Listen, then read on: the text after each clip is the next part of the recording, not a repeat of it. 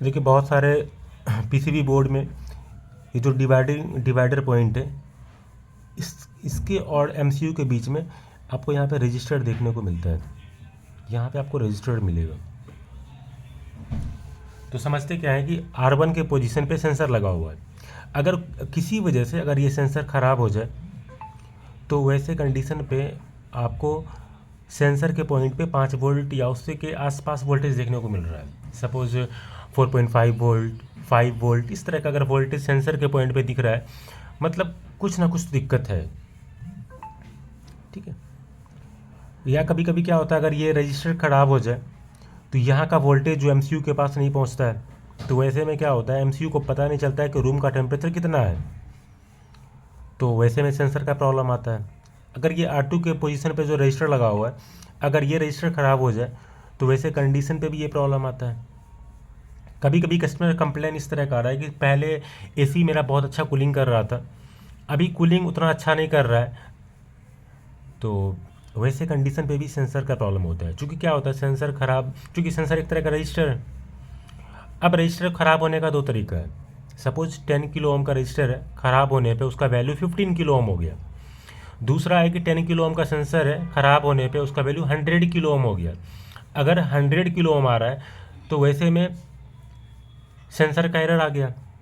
Suppose 10 kilo ohm का sensor है और वो सेंसर अभी शिफ्ट होकर 13 किलो ओम हो गया, तो वैसे में क्या होगा, कस्टमर को जितना कूलिंग चाहिए था सपोज उतना कूलिंग नहीं मिल पा रहा होगा, तो सेंसर का वैल्यू थोड़ा सा शिफ्ट कर गया। ठीक है। या कभी कभी कस्टमर कंप्लेन ऐसा आएगा कि सर पहले तो अभी ज़रूरत से ज़्यादा ठंडा कर रहा है। सपोज जैसे टेम्परेचर को 18 डिग्री सेल्सियस पे सेट कर रहा है तो कूलिंग बहुत ज़्यादा हो रहा है। तो कभी इस तरह का भी प्रॉब्लम आए तो आपको समझना क्या है कि ये सेंसर का प्रॉब्लम है। ठीक है। चूँकि कस्टमर सेट किया हुआ है 18 डिग्री सेल्सियस, लेकिन एमसीयू जो है, जब रूम का टेम्परेचर सपोज 16 हो जाता है तो इसको लगता है कि अभी रूम का टेम्परेचर 18 है, और तब जाके ये कंप्रेसर को बंद करवा रहा है, तो इसलिए रूम का टेम्परेचर ज़्यादा ठंडा हो जा रहा है। ठीक है। Welcome to Indian technical training centre Patna. आज की क्लास में हम लोग सीखने वाले हैं सेंसर से रिलेटेड प्रॉब्लम के बारे में। किसी भी एसी के पीसीबी में, चाहे वो इन्वर्टर एसी हो या नॉन इन्वर्टर एसी हो, आप लोग देखते होंगे उसमें जो एरर आता है वो सेंसर से रिलेटेड एरर आता है। ठीक है। क्योंकि हर कंपनी का अपना अपना एक एरर है, जब आप उसको डिकोड करेंगे तो आपको पता चलेगा वो सेंसर से रिलेटेड प्रॉब्लम है। तो बताया जाता है सेंसर आप लोग कैसे चेक करते हैं। तो कुछ लोग क्या करता है, मल्टीमीटर को रजिस्टर मोड पे सेट करता है। सेंसर को रगड़ने पे क्या होता है, उसका वैल्यू वो थोड़ा चेंज होना चाहिए। अगर चेंज हो रहा है तो बोला जाता है सेंसर सही है, लेकिन रियल चेक ऐसा बिल्कुल भी नहीं है। ठीक है। चूँकि सेंसर दो तरह का है, एक को बोलते हैं हम लोग रूम सेंसर, एक को बोला जाता है रूम सेंसर, और एक होता है आपका coil sensor. Coil sensor, room sensor जो है वो रूम के टेम्परेचर को सेंस करके एमसीयू को बताती है कि अभी रूम का टेम्परेचर कितना है। ठीक है। सेम कॉइल सेंसर है, वो कॉइल के टेम्परेचर को सेंस कर कर मैन ऐसी एमसीयू को बताती है कि अभी जो कॉइल का टेम्परेचर है वो अभी कितना है। तो मुद्दे की बात ये है, आज हम लोग समझने वाले हैं, जब किसी भी एसी में सेंसर का अगर एरर आता है तो वैसे कंडीशन में आपको पीसीबी बोर्ड के अंदर क्या चेक करना होता है। क्योंकि कभी कभी क्या होता है, सेंसर का एरर आता है और लड़के टेक्नीशियन जो है वो सेंसर को चेंज करते हैं और फिर भी एरर का प्रॉब्लम सेम रहता है एज इट इज़। तो वैसे कंडीशन में पीसीबी का फॉल्ट होता है। ठीक है। तो हम लोग समझने जा रहे हैं कि अगर इस तरह का प्रॉब्लम आता है तो हम कैसे किसी भी बोर्ड को रिपेयर करते हैं। आप लोग जैसे पढ़े होंगे वोल्टेज डिवाइडर, वोल्टेज डिवाइडर थोड़ा बहुत समझ लेते हैं। वोल्टेज डिवाइडर, वोल्टेज डिवाइडर में क्या होता है, एक रजिस्टर है जो पॉजिटिव से लगा हुआ है, जिसको हम R1 बोलते हैं, ये पॉजिटिव से लगा हुआ है सब 5 वोल्ट। और ये एक रजिस्टर R2 है जो निगेटिव से लगा हुआ है, जिसको हम R2 बोलते हैं। और इस पॉइंट को हम बोलते हैं वोल्टेज डिवाइडर पॉइंट। ठीक है। और यहाँ पे हम एक MCU लगा देते हैं।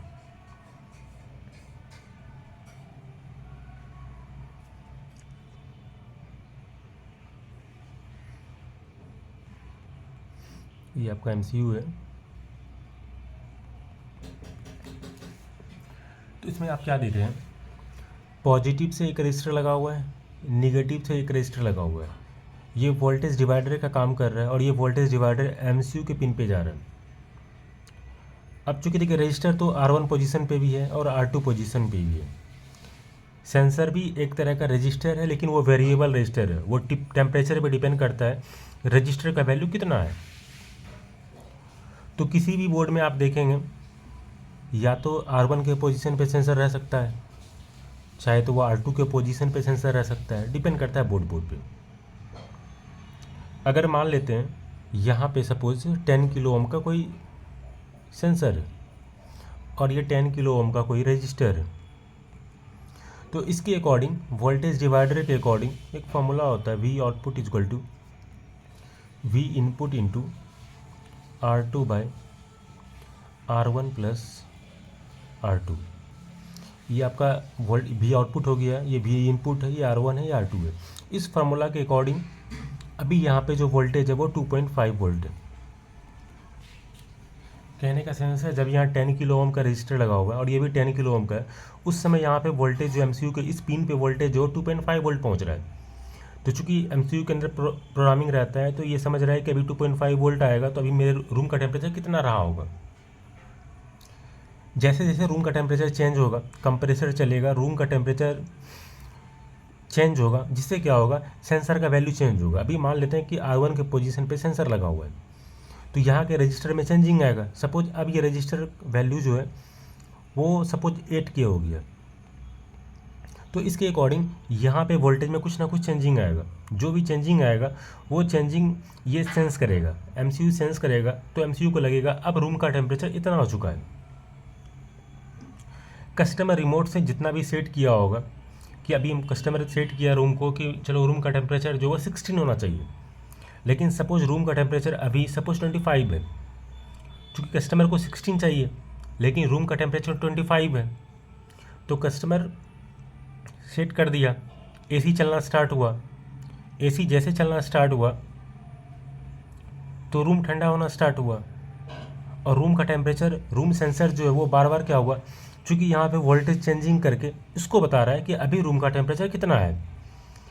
जितना कस्टमर सेट किया है अगर उतना मैच कर गया तो फ़ौरन क्या करेगा, MCU जो है वो रिले को ऑफ़ करवा देगा या कंप्रेसर को ऑफ़ करवा देगा, जिससे क्या होगा, आपका रूम का टेम्परेचर जो है 16 डिग्री टेम्परेचर पे पहुंचते हुए कंप्रेसर को बंद करवा देती है। एक PCB बोर्ड से हम लोग समझने की कोशिश करते हैं कि PCB बोर्ड में किस तरह का सर्किट लगा हुआ है। तो अभी हमारे पास एक AC का PCB है। इस PCB में सेंसर का पॉइंट जो है आपका यहाँ पे दिया हुआ है। ये जो आप 2 टर्मिनल देख रहे हैं ना, यहाँ पे सेंसर लगा हुआ है, इस तरह का सेंसर लगा हुआ है।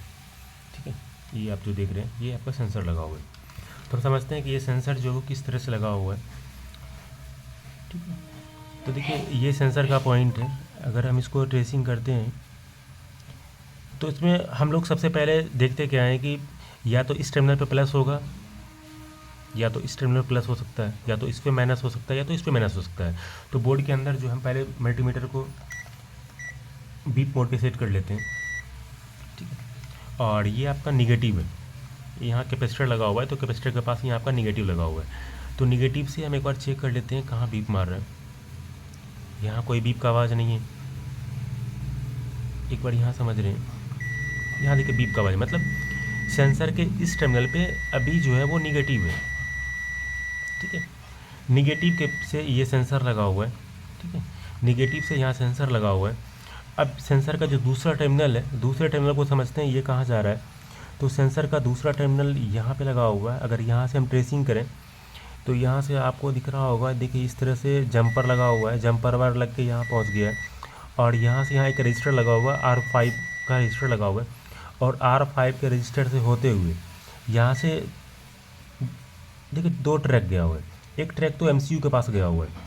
तो देखते हैं यहाँ से, देखते हैं यहाँ से यहाँ जंपर वायर लगा के, यहाँ से यहाँ जंपर वायर लगा के, एक तो ये आपका जंपर वायर लगा के ये जो है MCU के पास दे दिया है। मतलब वोल्टेज डिवाइडर का ये पॉइंट हो गया।